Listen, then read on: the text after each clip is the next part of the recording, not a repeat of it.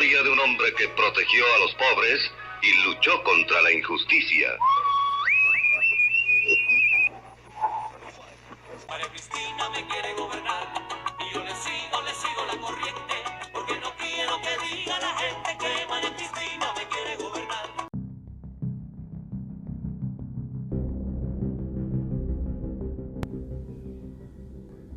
Al final de la demostración, el hipnotista dijo a los presentes: ¡despierten! Algo inusual ocurrió. Uno de los presentes despertó del todo. Y con ese fragmento del cuento de Ray Nelson titulado 8 o'clock in the morning, 8 de la mañana, comenzamos este episodio de Conjura Villera. Su servidor César y... Alberto. ¿Cómo estás? Sí, del barrio y para el barrio, Conjura Villera, estamos de regreso. Y hoy tenemos un review que da para mucho, de la película The Life de John Carpenter. Así es, como comenté al inicio, esa película está basada en el cuento del cual leíste el fragmento. Y esta película de John Carpenter es sobre un tipo que sin más ni menos está buscando una vida nueva, comenzar de nuevo, dejando el pasado. Y es un hombre muy desolado que por afanes del destino descubre unas gafas que al colocárselas le dan el don de poder ver la verdad. A mí me encantó el inicio. Bueno, en la película se llama Yo Nada, con esta mochila de migrante o de ocupa con entrando a las vías del tren, los grafitis y toda esta cuestión me pareció en cuestión filmográfica maravilloso. O sea, visualmente es muy, muy chido. Incluso la música hecha también por John Carpenter me parece también interesante. Y visualmente cómo te va arrastrando, y también musicalmente, porque todas las películas dirigidas por John Carpenter se caracterizan por tener esta música envolvente por su sintetizador. Sí, es un artista completo, ¿no? O sea, es un director, cineasta que además hace el soundtrack, ¿no? O sea, es músico además. Pero bueno, tratando de ¿por dónde podríamos empezar, mi queridísimo Alberto, con esta película? Que pues, para muchos es un churro, ¿no? Muchos lo catalogamos como churro, por el hecho de que tiene estos tintes de cine B, que pues, tú mismo me lo comentaste, pero con antecesores, o sea, el director teniendo ya trabajos como clásicos como Halloween, The Thing, ¿no? Que son clásicos ya de culto para los cineastas e incluso más a los amantes del cine de terror. Entonces te das cuenta que no es que sea un trabajo mal hecho, o sea, porque ya tiene estos antecedentes, pero sí está más bien hecho con esta intención, de cierta manera, pero que y está así, ¿no? Sin pelos en la lengua a decirte que es una crítica, ¿no? Con los diálogos y todo esto de lo que es el sistema liberal y obviamente el sistema norteamericano, ¿no? Tiene mucha sátira. Es curioso que el mismo John Carpenter lo ha dicho que está basado porque es en los 80, donde además Estados Unidos también ya estaban pasando una crisis, ¿no? De mediados de los 80. Entonces, en teoría está basado, digamos, en ese terror que se crea. Pero tiene demasiados elementos de conspiranoicos y ahí que, bueno, es lo que me decías que da para mucho. Al inicio, bueno, yo creo que, bueno, me imaginé a Yo Nada, de aparte esta idea de no solo de Carpenter, sino viene desde el cuento donde se basa la película.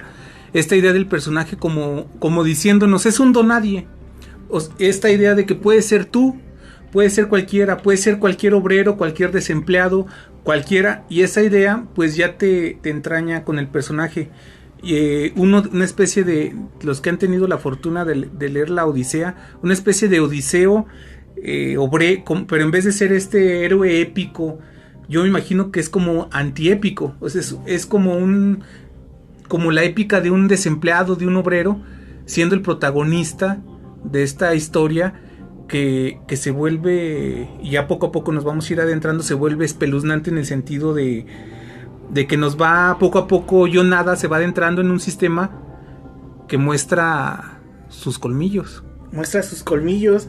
En sí la película empieza con una crisis, o sea, ya está la crisis, hay una crisis financiera. ¿Te suena algo? ¿Te suena algo? Hay una crisis, él está buscando empleo, no consigue, ¿no? Porque no hay trabajo. Y entra conoce a su amigo que es el personaje de Frank, me parece. Y lo lleva a este tipo de comunidad, ¿no? Donde viven en remolques y cosas así. Sí, es como como una comunidad de bueno, está la iglesia, no sé si es como una iglesia tipo bautista, algo así, uh-huh. Y está la comunidad como de obreros y de gente desempleada, básicamente como gente que, bien lo señalas tú, gente que vive en los camper, que actualmente, te digo, ¿te suena de algo? Sí. Se genera esta crisis y mucha gente pues se queda sin hogar y lo único que se queda es con un remolque, con casas de campaña y carritos de súper. Y es que desde aquí ya Carpenter está con todo, o sea, está todo el tiempo mencionando que hay una crisis. El tipo, incluso es un juego, ¿no? Porque en el cuento me parece que se llama George, en la película le ponen John.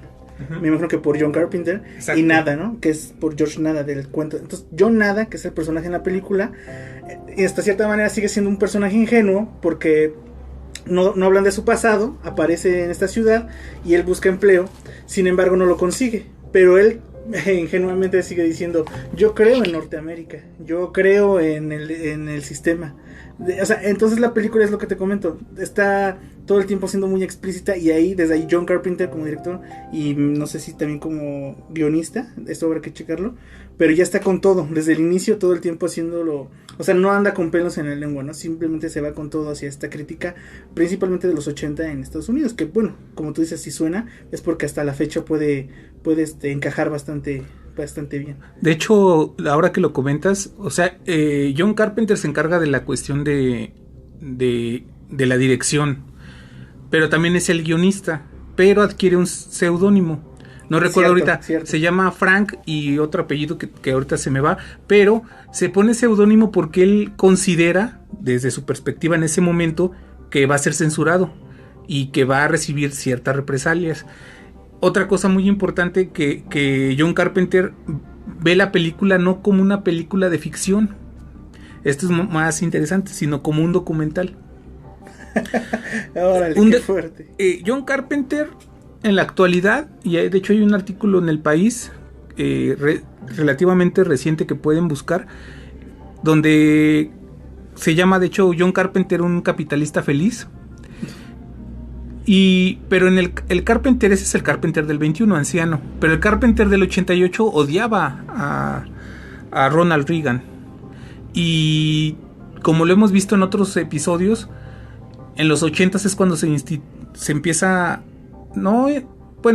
ya se empieza de manera obligatoria el Banco Mundial y todas estas instituciones a que todos se vuelvan neoliberales. A este sistema neoliberal más salvaje y más brutal es a partir de en Estados Unidos con Ronald Reagan, y en Inglaterra con Margaret Thatcher, uh-huh. Y en México con Miguel de la Madrid.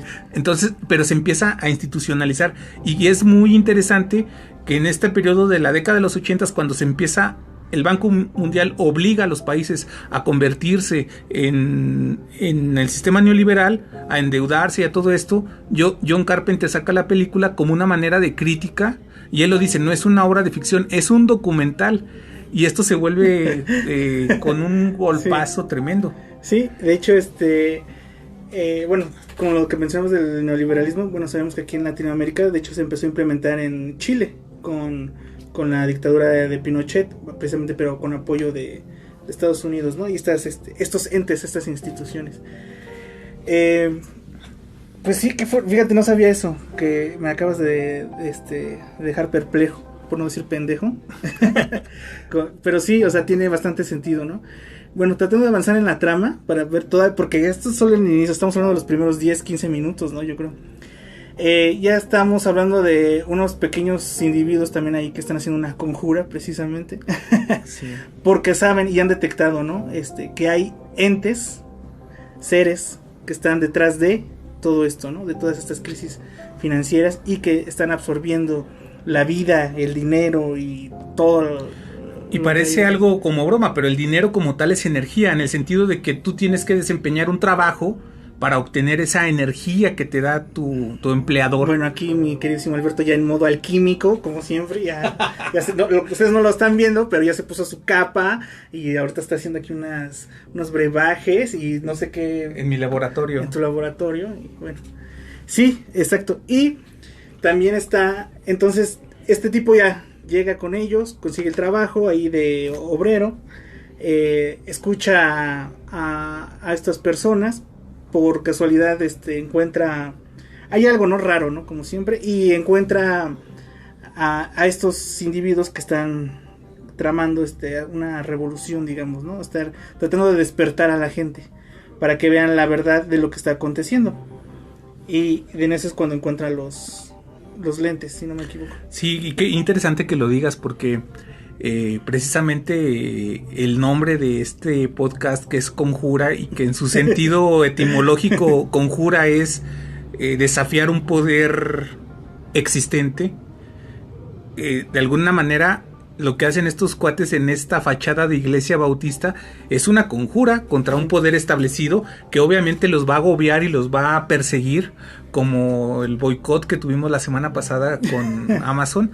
Pero bueno, no voy a hablar tanto de ese tema porque puede ser que nos caigan otra vez y esto empiece a interrumpirse la señal, ¿no? Pero bueno, regresando a la película, me parece muy interesante que la iglesia bautista sea utilizada como de fachada, porque me recuerda mucho a esta idea de Marx, de que la iglesia es el opio de los pueblos, y ellos utilizan, para que no sospechen de ellos, la iglesia como una fachada para que estas entidades que gobiernan el mundo, pues no sospechen de que están utilizando, donde fabrican gafas, pero esas gafas, ¿a qué nos ayudan, César?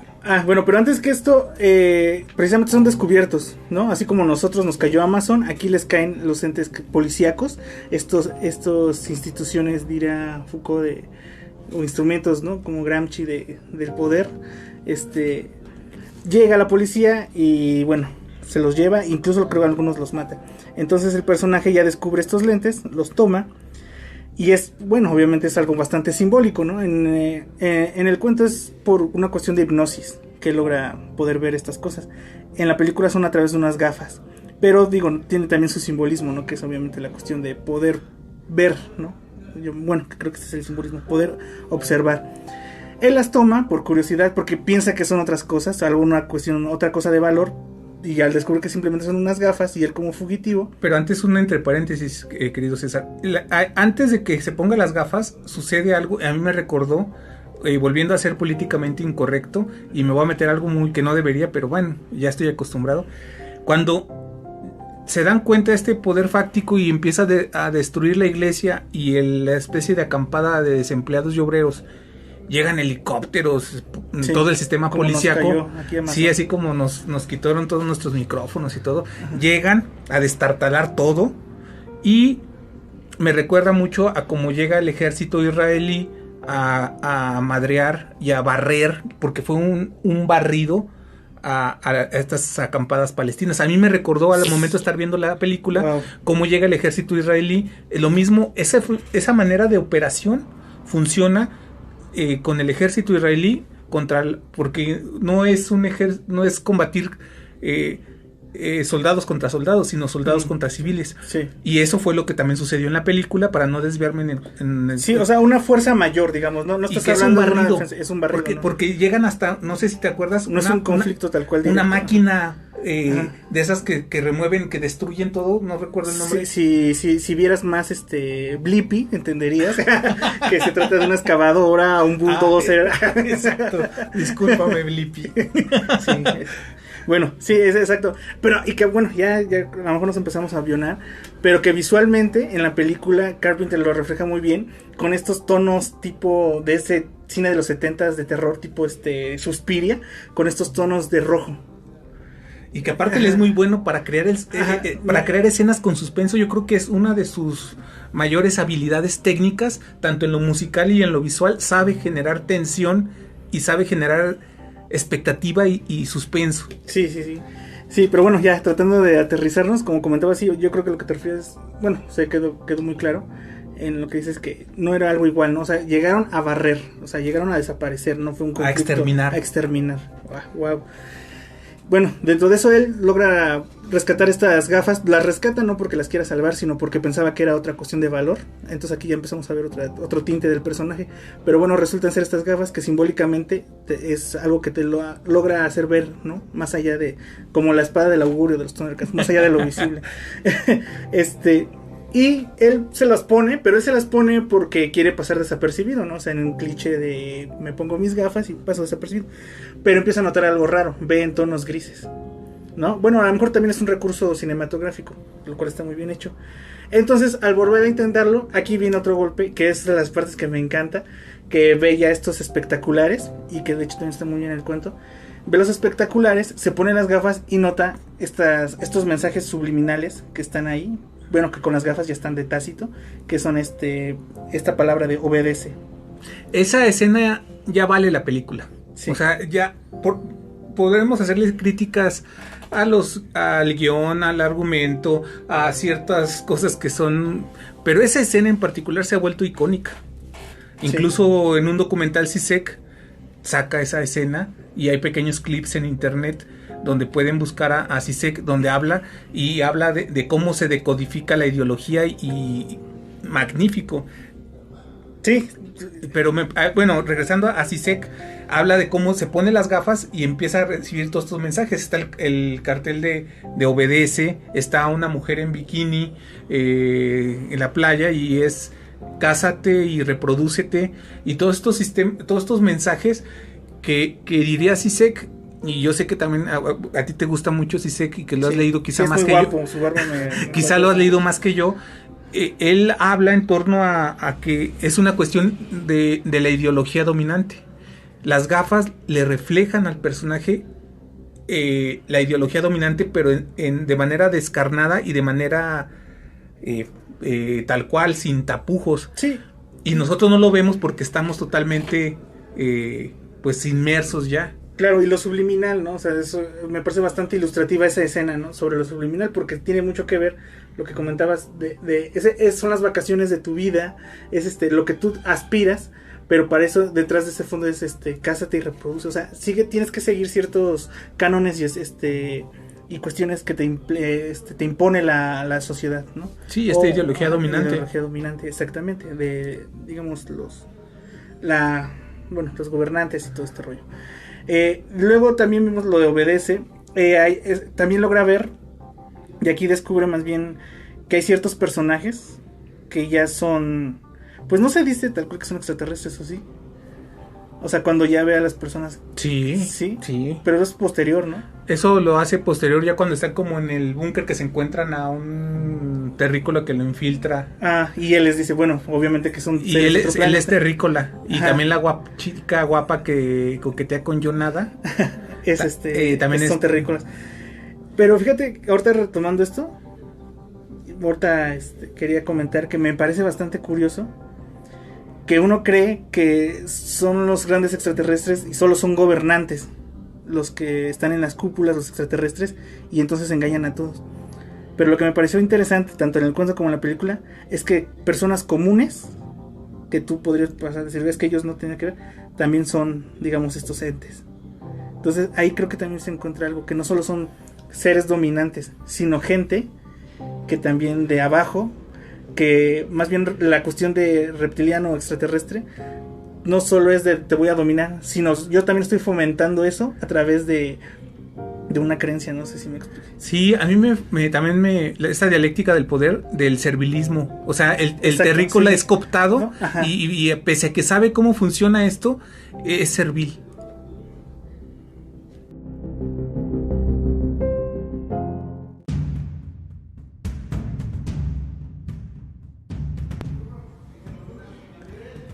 Y fíjate que quisiera saber dónde se compraron esas pinches gafas, güey, porque si yo con las mías no veo.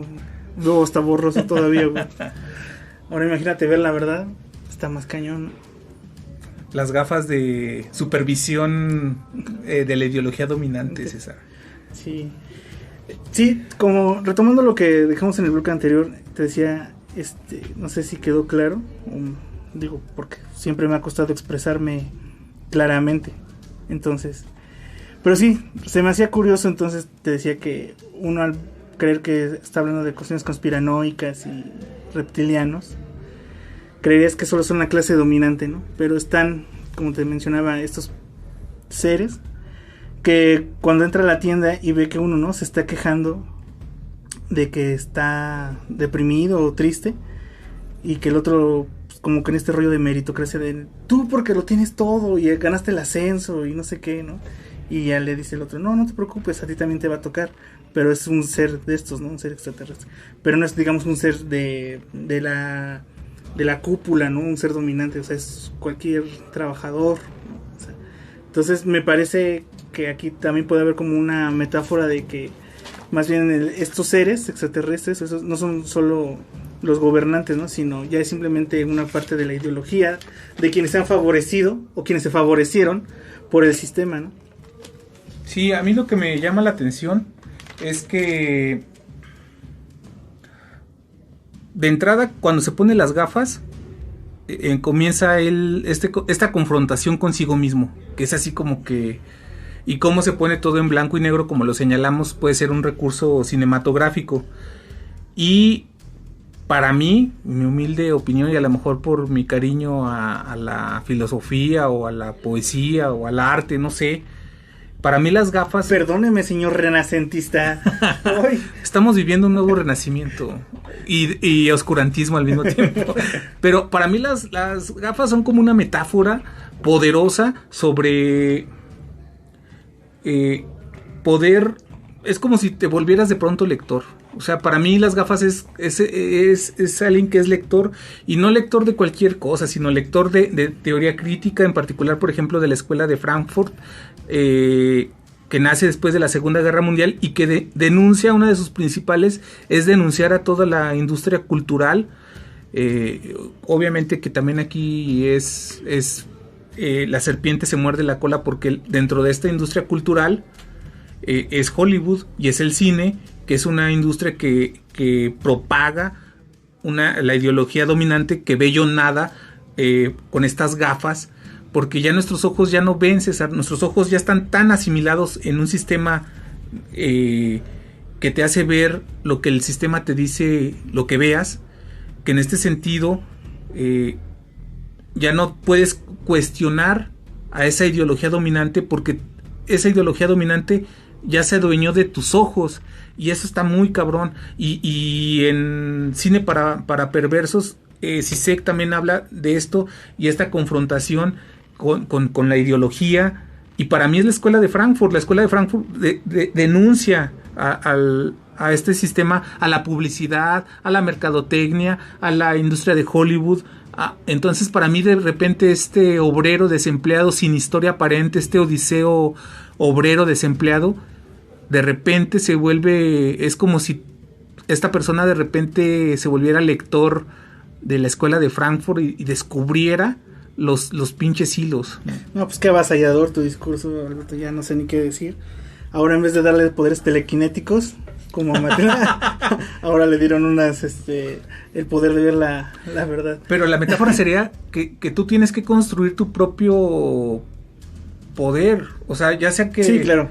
Matilda en este caso es una inteligencia que busca fomentar su propia autonomía, y en Yo Nada sería es como si de repente llegaran, como a muchos de nosotros, es como si nacieras en una familia que no hay libros y de repente empiezas a leer, y no sé si a ti te pasó o a alguno de nuestros podescuchas, que de repente estás en una familia que no lee y de repente tú tomas el primer libro, y es exactamente la metáfora de Yo Nada poniéndose las gafas. Sí. Es como, puta, ya no puedes ser el mismo, cabrón, no puedes, aunque quisieras.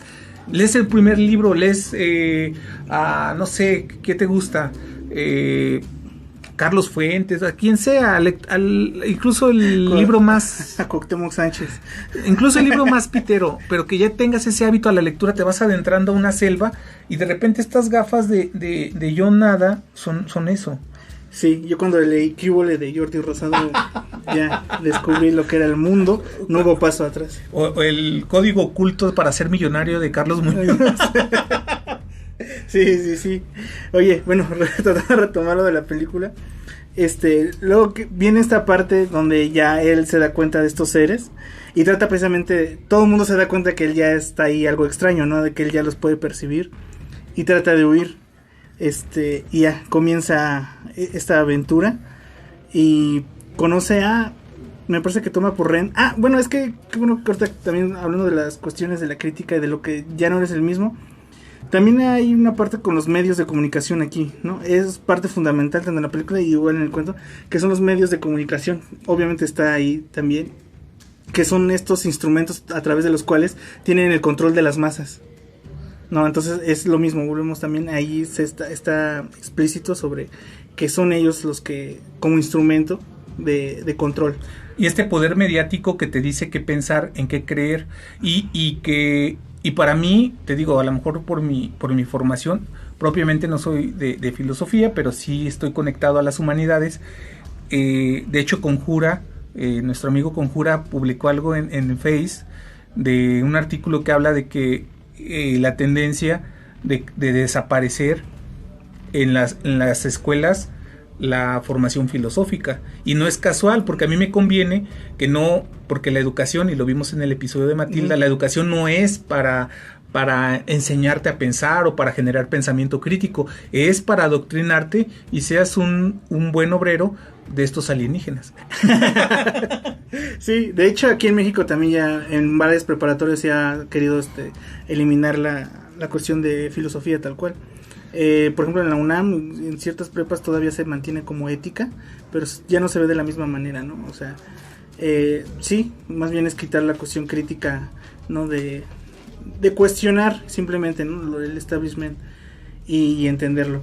Pero bueno, retomando a lo que nos trajo aquí y por lo cual el señor Conjura nos contrató. Perdón, ya nos está llamando la atención desde allá, desde las oficinas. Porque él es el que opera todo. Desde las oficinas en la otra galaxia. En realidad a lo mejor hasta trabaja en Amazon, pero bueno, ya no vamos a hablar de eso. Quizá es un infiltrado, no sé. Pero la cuestión también de las... No sé si hay una escena que, bueno, sitiados en esta escena de los lentes, no sé si te percataste de la parte donde Yo Nada está con el señor que vende periódicos y se empieza a detectar. Y cuando ve el papel moneda, por supuesto, que eso es también una escena emblemática que el mensaje es cuando se ponen los lentes que dice, este es tu Dios. Ajá. Sí, claro. Y se vuelve poderoso, o sea, la película en ese sentido se vuelve poderosa porque es una alegoría, y por más críticas que sí tiene la película, muchos flancos débiles, la actuación incluso, pues, que yo creo que a John Carpenter no le interesaba tanto la forma sino el fondo, o sea, es una película con un mensaje contundente. Sí. Y este estudioso o algo así dice sobre los billetes, estos mensajes que nos dicen, ¿no? Los seres humanos, bueno, eso no lo digo yo, lo dice Zizek. La parte donde los seres humanos, no sé si te fijas en la misma parte donde está, la mayoría de los seres humanos son empleados de estos alienígenas o de estos entes. Está la viejita que está a un lado y está como ida, y está el que tú comentaste en el bloque anterior, el que no te preocupes, tú vas a tener tu ascenso, y el otro con su cara de angustia, pero sí. Y John Carpenter, bueno, como tú lo señalaste en el cuento original son reptiles, sí, malditos reptilianos, y en la película son como especie de zombies, y John Carpenter menciona en una entrevista que él lo hizo a propósito porque a él le interesaba que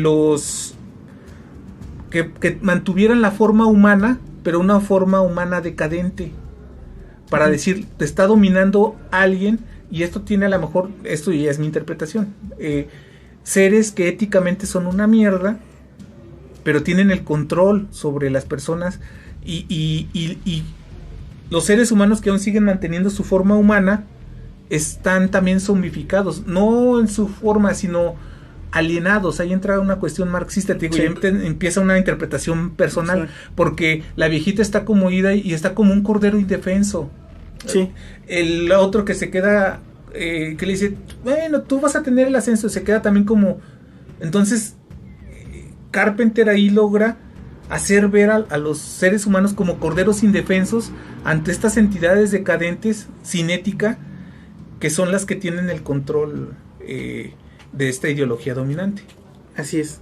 No quiero ser muy abrupto en el corte, pero también por falta de tenemos que hablar de tu escena favorita en la sección las escenas favoritas, Alberto.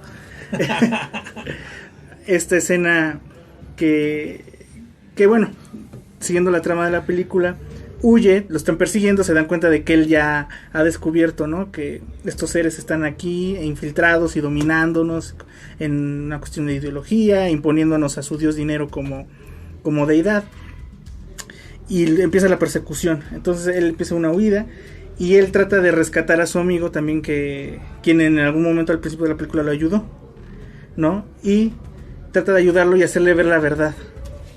Y empieza esta escena donde le quiere mostrar la verdad. ¿Cómo? Pues obviamente otorgándole un libro, poniéndole los lentes. Y es muy simbólico, ¿no? De hecho también lo vimos en el documental que mencionas de Zizek. Y él hace un análisis bastante, ¿cómo decirlo?, certero, ¿no? O sea, que jamás esperarías sobre esta escena. Yo la verdad la primera vez que la vi me estaba divirtiendo mucho y me llamó la atención que se prolongara tanto, ¿no? O sea, que en este manejo de que John nada quiere hacer que Frank use los lentes para que vea la verdad. Frank se niega, empieza un conflicto, o sea, una pelea, y por momentos la escena creo que se prolonga como por 9 minutos y parece que Frank ya venció, pero luego va John y hace que insiste en que vea, que se pongan los lentes, y todo por unas gafas. Hay una magnitud de una pelea ahí que parece no tener sentido, ¿no? Pero ¿qué dice nuestro maestro Zizek sobre esto? No, básicamente que es la lucha de cuando tú te das cuenta, hablando metafóricamente, Claro, tú sí. te das cuenta de cómo funciona esta ideología dominante de la publicidad, de la industria de Hollywood, cómo funciona toda esta ideología dominante y cómo te bombardea mediáticamente y cómo te dice cómo pensar, y de repente tú te das cuenta, lees filosofía, y te das cuenta, reflexionas, y de repente ¿qué sucede? Y a todos nos ha pasado. Pues voy a platicar con César, voy a platicar con mi esposa, con mi amigo, con mi tía, con mi primo, sobre esto, y todos te empiezan a ver como el raro, o este güey está avionado, Ya seguramente no quiere hacer nada de o la está vida, estudiando filosofía y letras, fumando marihuana. ¿Qué sí, más puede hacer? sí, entonces, estás bien fumado, o estás diciendo tonterías, Ya mejor ponte a trabajar, obedece. Ajá. Obedece. Ya ponte a trabajar y ya deja de estar pensando, literal, Sí. literal. Entonces, regresando a la película, se vuelve una metáfora poderosa de cómo somos todos en el sentido alegórico. Cómo tú quieres decirle a alguien, güey, date cuenta cómo funciona todo esto, cómo te están tirando ideología dominante, a las mujeres diciéndote cómo vestir, a los hombres cómo tienes que comportarte, los estereotipos de género, etcétera, etcétera, etcétera. Y la otra persona, el combate que mantiene es el combate que diario tenemos la banda con y es agarrarse a madrazos, y muchas veces Es negarse, ¿no? exiliarte de tu familia, o muchas veces no tener amigos, o otras veces tener como mi habitación esta de 2x2 aquí en Hong Kong. Es eso, ¿no? Sí, o sea, pero es negarse también a que te quieran tumbar los estándares y parámetros que tú conoces, ¿no? De lo que es y que has creído que es lo real, me parece, ¿no? En el caso de Frank, ¿no? Que es el que se niega a ver la realidad. O sea, hay una resistencia también brutal, ¿no? De muchas personas a quererlo ver. Y está también la otra parte, ¿no? Y hay una parte bien interesante también de camaradería, porque John sabe que se quedó sin chamba. Bueno, Frank sabe que John se quedó sin chamba, que está siendo perseguido, etcétera. Y se me hace un gesto de camaradería porque va y le da dinero. Y le dice, no, yo no puedo, como el típico, ¿no? Yo no puedo seguirte tu avión, güey. porque tengo familia, tengo hijos. Pero ponte las gafas. No, güey, yo tengo familia e hijos, no mames, o sea, Sí. o sea, como una metáfora del sistema de decirte, éntrale a la lucha social, es un ejemplo. No, güey, pero yo tengo hijos. Tú que eres soltero, Ve que allá, te ¿no? asesinen, ¿no? Sí, claro. Pero también, o sea, sí, se me hace un gesto bastante chido. Pero también la parte de Frank, ¿no? De decir, precisamente porque sé, y no lo hago nada más por ti, por mí, sino porque sé que tú tienes familia y que es importante, ¿no? Despierta, por favor. Y a pesar de los madrazos que recibió, y como dicen, despertar, y la verdad duele, ¿no? La verdad nos hará libres, más no felices, dicen por ahí. Y la escena logra más cinematográficamente más potencia porque John Nada es Roddy Piper, que es luchador, y entonces se logra realmente como una escena así de la WWE. Por eso yo estaba súper divertido, ¿no? Y me llamó bastante la atención, ¿no? Que era una escena que se prolongó bastante, pero muy, muy buena. De aquí, bueno, ya por fin logra que se ponga las gafas, logra que vea la verdad y deciden acabar con estos seres. Y la escena donde también se nos está pasando una escena donde John Nada entra al banco con su rifle y empieza así como, bueno, que es la traducción que yo vi, bueno, la película era traducción españoleta, pero comentan que era una frase que utilizaba Roddy Piper en sus luchas. Entonces entra al banco y dice, vamos a patear traseros, y empieza y ve que en el banco, obviamente como en el sistema financiero, pues, casi todos son puros pinches zombies, ¿no? Son puros, estos seres. y empieza a disparar, ¿no? Incluso también hay una parte donde ya después de que sale del banco, donde se da cuenta que no todos los policías son, claro, ¿no? Y que hay policías terrícolas y no les disparan por una cuestión. Los deja ir, claro. Sí, es lo que te comentaba también, ¿no? Hace rato que era también que estaban en todos lados, pero también había mucha gente que, o sea, estaban dentro de la gente también, digamos, vulnerable, ¿no? También y pasa también viceversa, que ya cuando logran, bueno, logran, digamos, entrar a los estudios de televisión y todo este rollo, quien los invita y quien les da el paseo por los estudios y para que hagan su cometido, pues solo que él no lo sabe, es un terrícola. Entonces también está esta parte de viceversa, ¿no? De que el terrícola, como con un rollo de aspiración, dice, qué bueno que ustedes ya se dieron cuenta, como diciendo que el capitalismo es el que... Es como lo que sucedió la semana pasada en Conjura, que se hace la huelga y el clásico esquirol, ¿no? Que el terrícola que les da el paseo a John Nada y a Frank, es el clásico esquirol de que, pues, ustedes también se volvieron para romper la huelga, qué bueno, vengan, y con trajeado y todo esto, y es como John Carpenter muestra que todos los terrícolas que saben de estos zombies son pues como tipo esquiroles, ¿no? que están de acuerdo y que logran su beneficio. Sí, pues se nos está acabando el tiempo, pero pues todavía queda mucho, ¿no? Yo creo que mucho que comentar, pero pues esto es solo una pequeña guía cinematográfica de guerrilleros contra el capitalismo. Sí, esta guerra de guerrillas que estamos iniciando con este podcast. Vean la película, vean también el documental de CISEC, lean el cuento. Conjura nos acaba de decir ahorita por el interfón que ya está el cuento en que se basó esta película. Vean la película y sobre todo pónganse las pinches gafas. Así es, muchachos. Y vamos a patear traseros. Señor Conjura, ya no nos regañe, por favor. Sí. Está bien, ya.